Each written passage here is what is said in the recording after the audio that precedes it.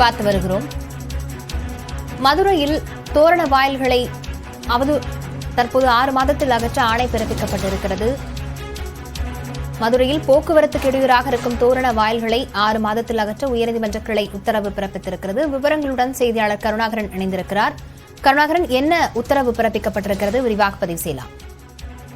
ஆம், அதாவது மதுரையில் KK நகரில் இருந்து அந்த உத்தங்குடி வரை செல்லக்கூடிய அந்த சாலை மதுரை மாட்டுத்தாவணி பேருந்து நிலையம், உயர்நீதிமன்றம் உள்ளிட்ட நெரிசல் அதிகமாக உள்ளது.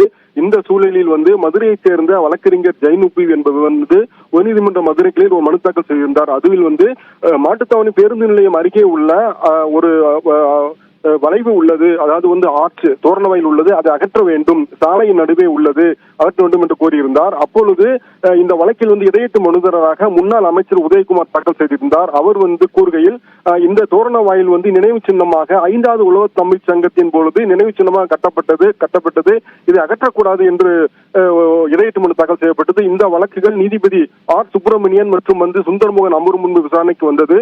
அப்பொழுது அரசு தரப்பில் நாங்கள் நெடுஞ்சாலைத்துறையிடம் உரிய அனுமதி பெற்று பெறுவதற்காக காத்துள்ளோம் என்று மாநகராட்சி தரப்பில் தெரிவிக்கப்பட்டது.